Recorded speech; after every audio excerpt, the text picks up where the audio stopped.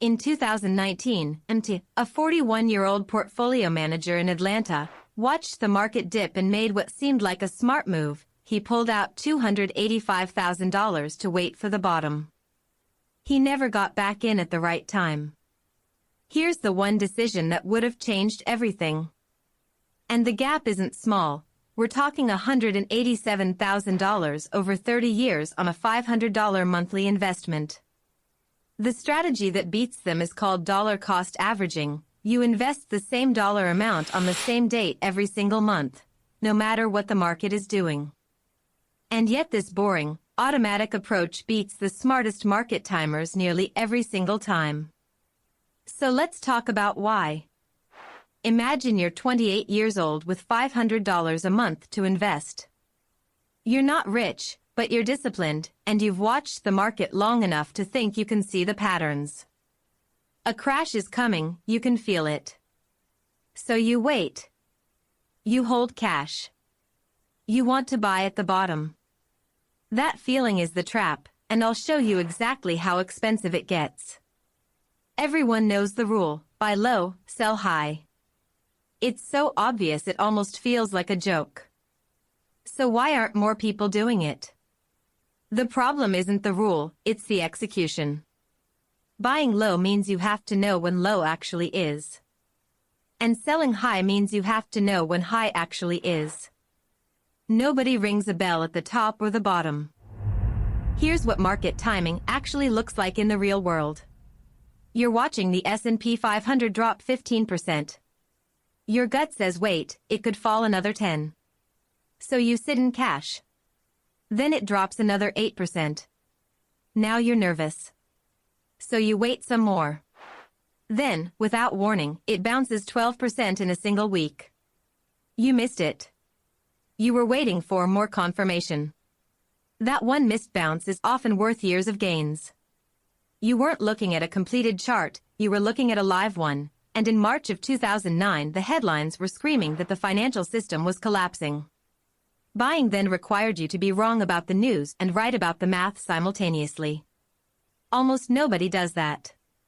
To successfully time the market, you don't need to be right once, you need to be right twice.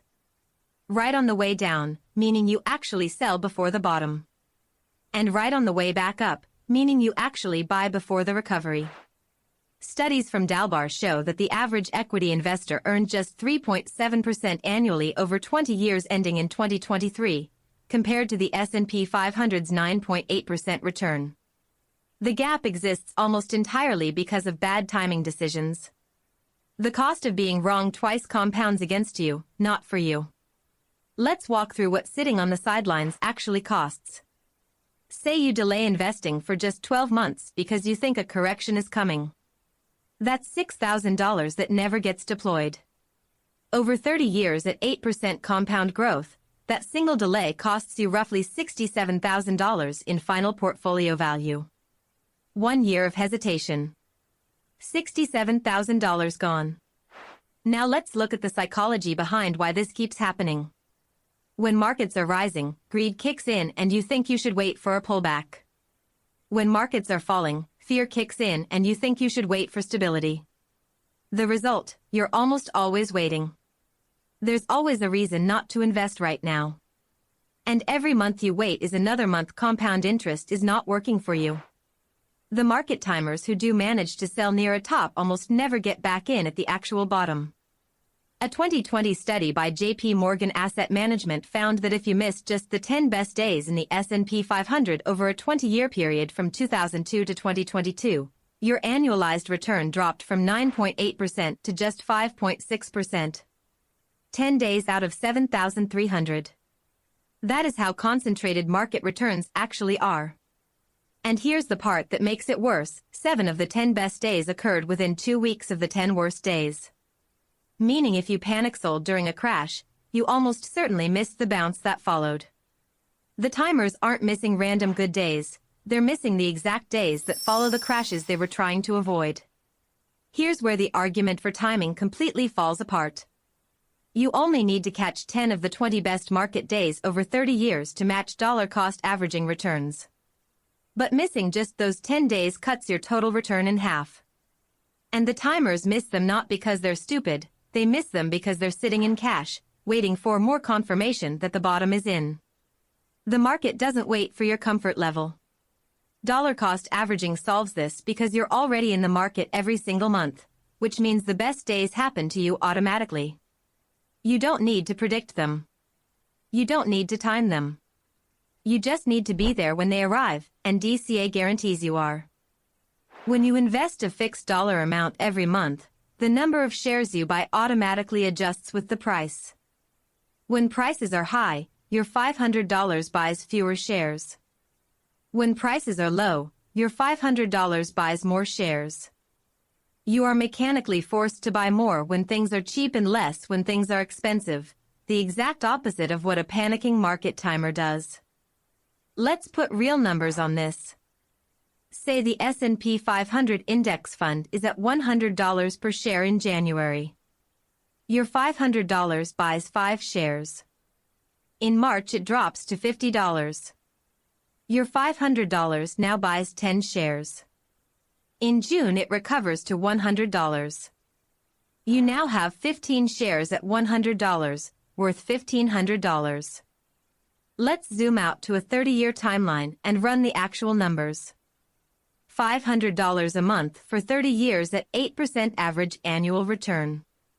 Total amount you contributed, $180,000. Total portfolio value at the end, $687,000. That's $507,000 in gains on $180,000 in contributions.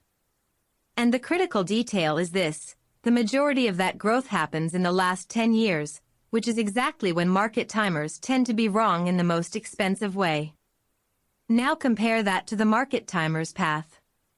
Same starting capital, same $500 a month when they are invested, but they sit out 3 major crashes: the dot-com collapse in 2000, the financial crisis in 2008, and the COVID crash in 2020.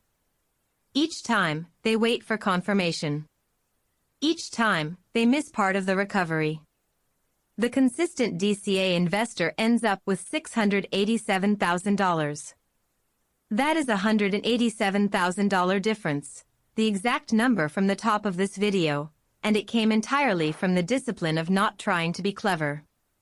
Here's what that difference actually represents in real life.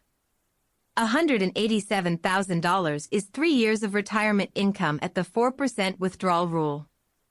It's the difference between retiring at 62 and retiring at 65.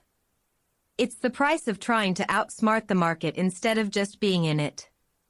Now let's run the worked solution for a 28-year-old starting today. Start with $500 a month. Invest in a broad index fund, a total market or S&P 500 index. Set it to auto-invest on the first of every month.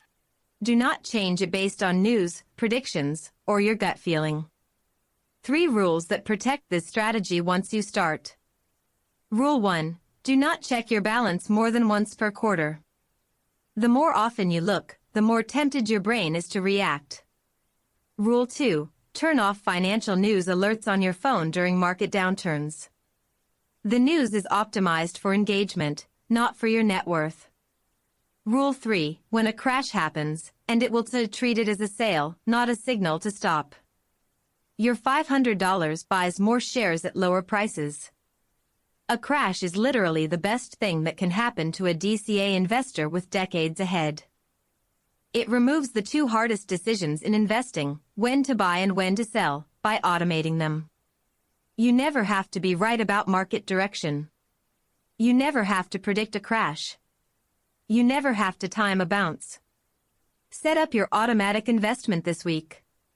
Not next month, not after the next dip, not when things look better. This week. Pick a broad index fund, set the monthly amount, automate the date, and then get out of your own way. Check your balance quarterly, not daily. When the market drops, remind yourself that you just bought shares on sale. In 30 years, the gap between the timer and the investor who just stayed in won't feel like a strategy debate, it'll feel like a math proof. Now go build it. See you in the next breakdown.